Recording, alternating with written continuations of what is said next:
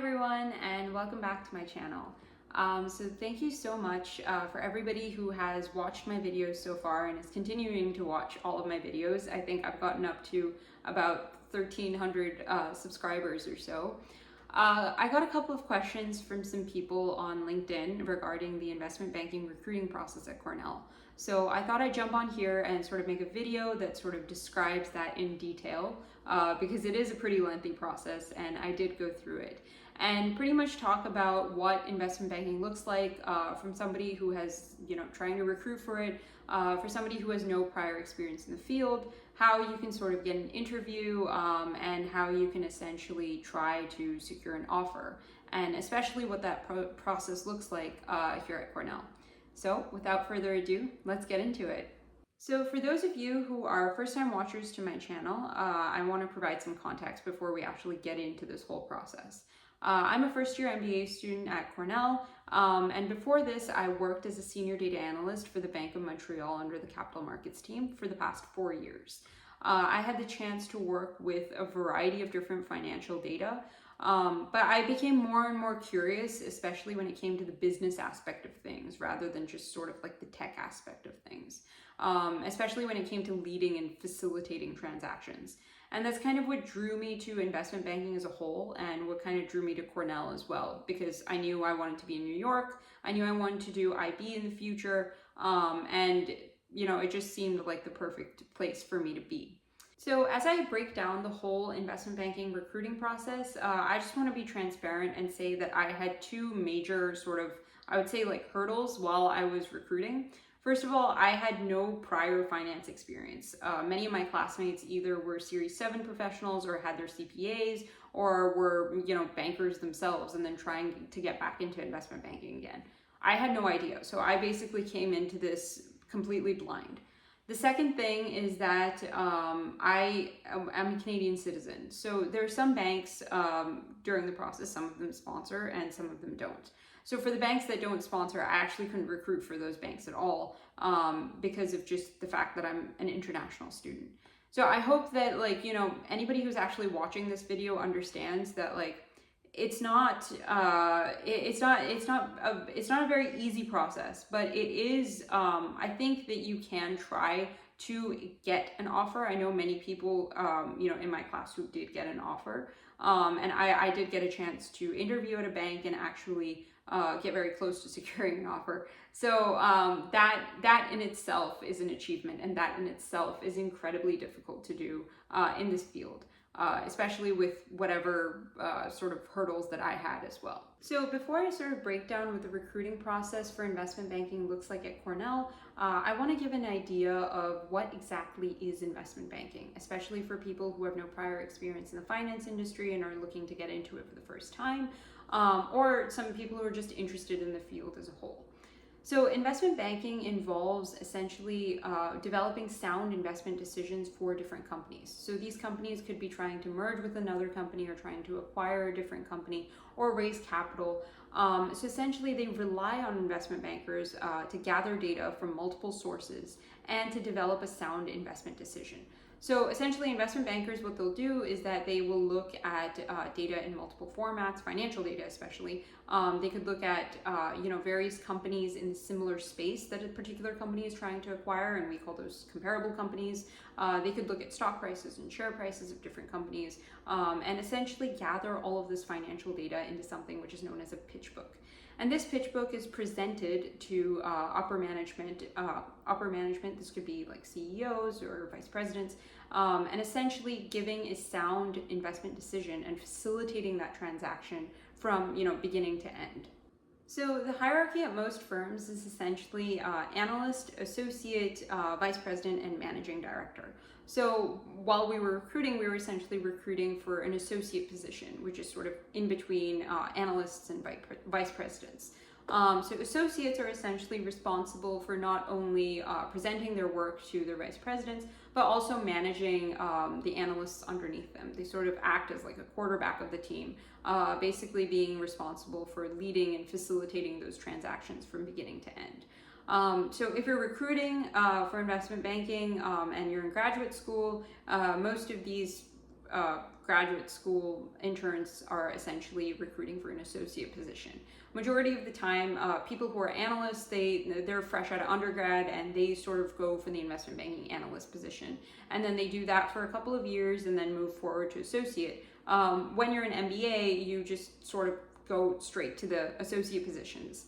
But essentially, associates are just sort of like a liaison between the vice presidents and the analysts under them. They have to learn this on the fly. They actually have to learn how to manage people effectively and also be able to understand the financial aspect of things. Actually getting into what the recruiting process looks like at Cornell. At Cornell, we have a finance club called Old Ezra. And that basically handles all of the finance recruiting, whether it could be for investment banking, corporate finance, wealth management, asset management. So it handles this, like the wide range of spectrum of all of these financial streams. But mainly it's tasked with, it's more of like an IB club. That's the main recruiting that it handles. So that's something that I went for, and I am a part of the Old Ezra Club here on campus. But before we got the chance to speak to any of the bankers in terms of a formal interviews, we would have like sort of mini pre-interviews with the second years that had done internships at these banks. It was sort of Cornell's way of both preparing us for the banking interviews that would come in the future, and also a chance for them to sort of screen out the people that they thought were, a perfect fit for that bank, whether in terms of resume or just in terms of just general, getting to know them, whether they liked them and they thought they were, good enough for this particular bank. So before you actually do recruit for a bank, you send anywhere from about 50 to 80 coffee chat interviews with the second year MBA students at Cornell, just to get an understanding of whether you're a good fit for this bank, and if they think that you're a good fit for this bank. Another thing that I really appreciated about Cornell's whole program is just how hands-on they were when it comes to both technicals and behaviorals. So every single one of us were essentially assigned a core work group where we could sort of voice our concerns about how we felt going into an interview, practice technicals with, another member of the team, sort of get an understanding of what our weak points were and what our strong points were. We also had various technical sessions with many of the professors here, just so that we could sort of get an understanding, not only just reiterating these technicals, but also get a fundamental understanding of what a balance sheet actually means. What is $10 of depreciation on an asset? What does that mean? And that's great for somebody like me who has no finance experience, who had no idea what accounting was before I came into this field. So now that you've had the chance to essentially interview with a variety of different coffee chats with second years, you'd basically say, hey, I've learned my technicals, I've gone through all these interviews, I have a certain amount of processes, what's next, right? So when it's about October, November, you actually get the chance to interview with formal bankers from different banks. So either they went to Cornell, they graduated and are full-time associates with those banks, or they're non-Cornell bankers and you get a chance to speak with them as well. And essentially this is like your formal interview. If you made it to this part in the process, you probably made it pretty far. And you have a chance to essentially get closer and closer to the final interviews. And hopefully by this time you're also pretty prepared because you've had enough experience sort of giving these sorts of interviews. And I think that was, despite the process being incredibly strenuous when it came to the beginning portion, which is like doing 50, 60 interviews at once is a lot. But it really keeps you on your toes when you're actually in the room, because it's a completely different environment and you can't really make a mistake. So there are some banks which are classified as high touch banks and low touch banks. So the banks that are high touch, they tend to be very, very, involved when it comes to interviewing new candidates.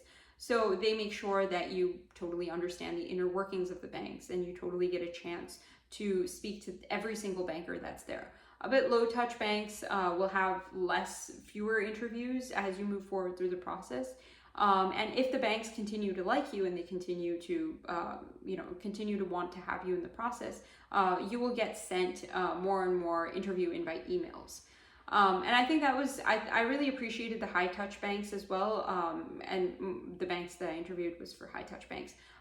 because I got a chance to know where I stood and where I was in the process. And also I got a chance to learn what that bank was like from the inside and really get a feel for the culture.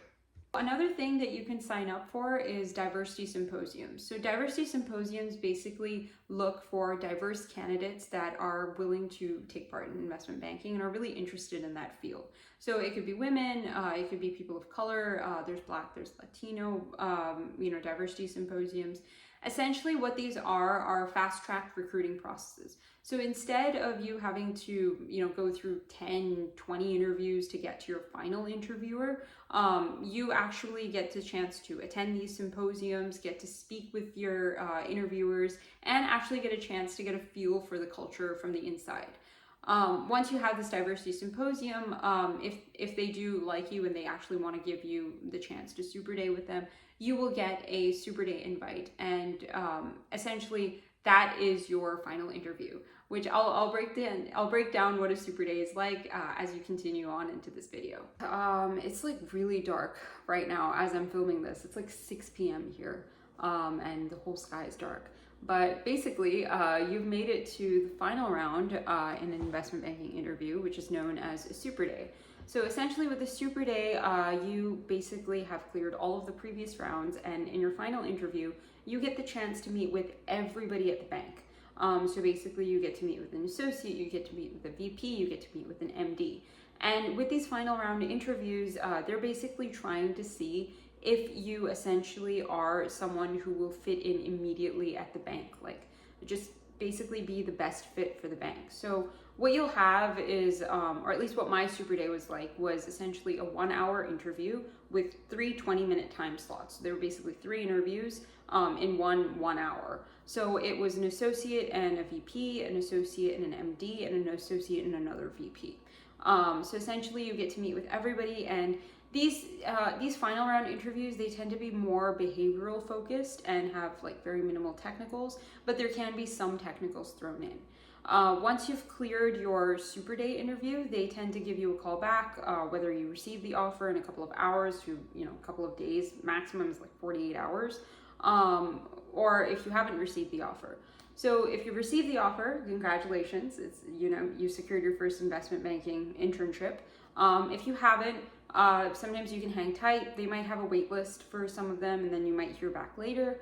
Or there are always other banks that you can recruit for that are always willing to go into recruitment and take you and have that opportunity to be a part of this career. There's always other avenues as well. You have wealth management and asset management and investment and investor relations, and also corporate finance as well. So it's not just sort of like an investment banking or nothing kind of scenario.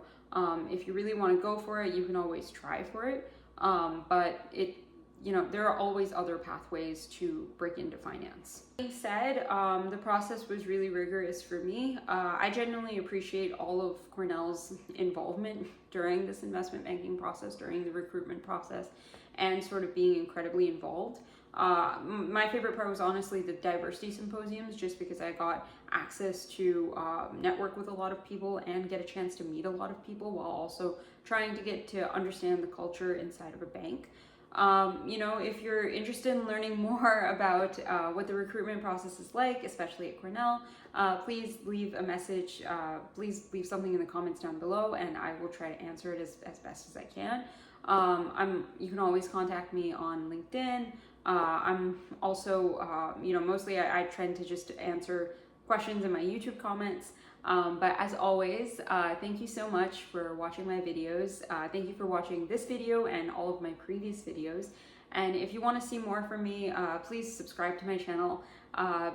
Anything that you guys watch or help with my content is really great. I really like making these videos for you guys, and I really like answering any questions that you guys have, whether it's related to MBA or just in general.